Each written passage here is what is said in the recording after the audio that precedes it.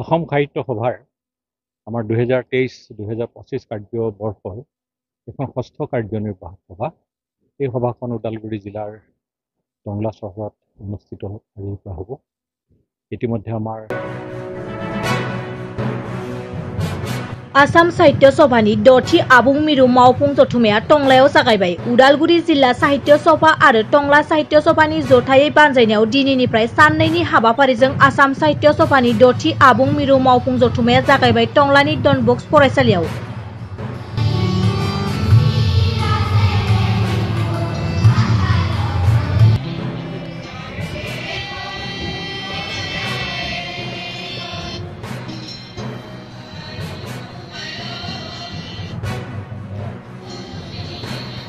दाइन बाजि 30 मिनिट रिंगायाव आसाम साहित्य सभानि फिरफिलाखौ बिरहोयो आसाम साहित्य सभानि आफादगिरि डक्टर सूर्यकान्त हाजरिका बिथाङा।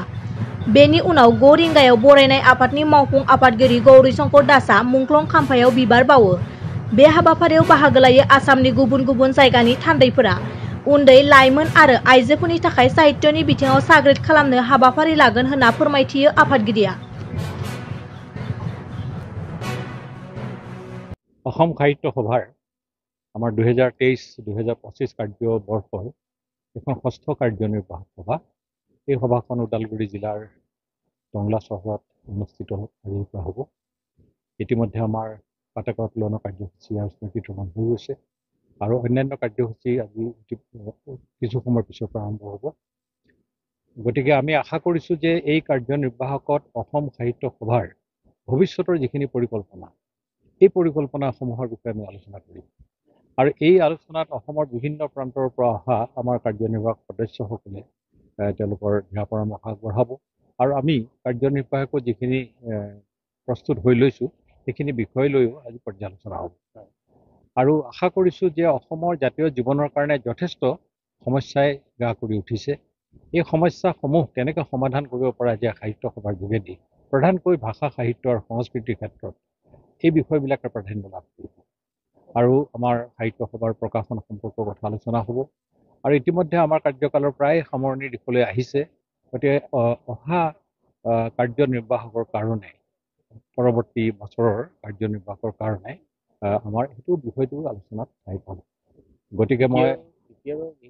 ভাষা সাহিত্যৰ উপৰিও ভূমি সমস্যা জনগোষ্ঠীয় বিকাশ সমন্বয়ৰ সমস্যাই এই সাহিত্য কি আশা কৰিব? আমিতো অসম সাহিত্য সভাই অতীজৰ পৰাই সমন্বয়ৰ কথাটো বেছি গুৰুত্ব দিওঁ আৰু অসমৰ মানে সৰু বৰ যিখিনি আমাৰ জনগোষ্ঠীয় ভাষা বা আমাৰ স্থানীয়ভাৱে প্ৰচলিত হৈ থকা ভাষা সকলোৰে সামূহিক উন্নয়নটো আমি বিচাৰোঁ আৰু যিহেতু অসমীয়া ভাষাটো এটা সকলোৰে ক্ষেত্ৰত যোগসূত্ৰ হৈ থকা ভাষা, গতিকে এই ভাষাটোৰো যথেষ্ট উন্নয়ন হ'ব লাগিব আৰু সমন্বয়ৰ ক্ষেত্ৰতো এই ভাষাই আচলতে এটা সংযোগী ভাষাৰ ৰূপে যিহেতু এই এটা গুৰুত্বপূৰ্ণ ভূমিকা লয়, গতিকে এই বিষয়টো আমি আচলতে কেনেকৈ এই ক্ষেত্ৰত আৰু অধিক গতিশীল কৰিব পাৰোঁ সেই বিষয়টো আমি আলোচনা কৰিম আৰু ইতিমধ্যে যিসমূহ আমাৰ সমস্যাই দেখা দিছে, স্কুল কলেজবিলাকত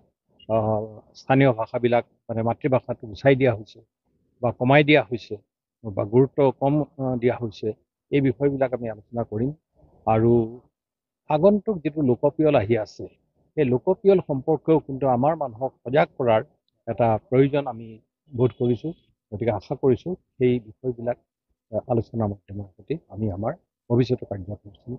প্ৰস্তুত কৰিম। হয়, সাহিত্য সভাৰ ভূমিকা এতিয়ালৈকে আমি দেখিবলৈ পোৱা নাই বা ইয়াত অন্যান্য তেনেকুৱা ধৰণৰ যথেষ্ট সমস্যা আছে। সেই ক্ষেত্ৰত তাৰমানে কেন্দ্ৰীয় কাৰ্যক্ৰমৰ সমাগত নিৰ্বাচনৰ কথা আছে। এই ক্ষেত্ৰত কিবা দিশ নিৰ্ণয় আচলতে কেন্দ্ৰীয় বিদ্যালয়সমূহত যি অসমীয়া ভাষা নাইকিয়া কৰিছে, আমাৰ যোগাযোগ হৈছে, আমি অসম সাহিত্য সভাৰ পৰা তেওঁলোকৰ লগত যোগাযোগ কৰিছোঁ আৰু তেওঁলোকৰ আচলতে স্থানীয়ভাৱে যিখিনি ইয়াত মানুহ থাকে সেই তেওঁলোকৰ এটা দেখুৱাইছে যে আমাৰ বস্তুটো কেন্দ্ৰৰ পৰা আহে। আমি এইটোও তেওঁলোকক আঙুলিয়াই দিছোঁ যে স্বয়ং কেন্দ্ৰীয় চৰকাৰেই স্থানীয় ভাষাবিলাকক উন্নতি কৰিব লাগে, এই বিষয়টো তেওঁলোকে গুৰুত্ব প্ৰদান কৰিছে।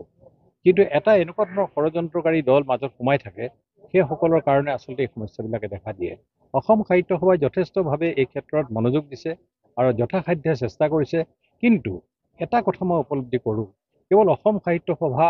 কৰিলে নহ'ব। আচলতে অসম সাহিত্য সভাৰ লগতে অসমৰ সামগ্ৰিকভাৱে অভিভাৱকসকল সচেতন হ'ব লাগিব অভিভাৱকসকলে ইয়াৰ প্ৰতিবাদ কৰিব লাগিব স্থানে স্থানে য'ত য'ত যি সমস্যাবিলাক হৈছে আৰু তেওঁলোকৰ লগত প্ৰত্যেকটো পদক্ষেপত অসম সাহিত্য সভা নিশ্চিতভাৱে আছে গতিকে মই এইটো আহ্বান জনাইছোঁ যে এই সমস্যা প্ৰতিৰোধ কৰিবৰ কাৰণে অভিভাৱকসকল আগবাঢ়ি আহক আৰু শুভাকাংক্ষীসকলো আগবাঢ়ি আহক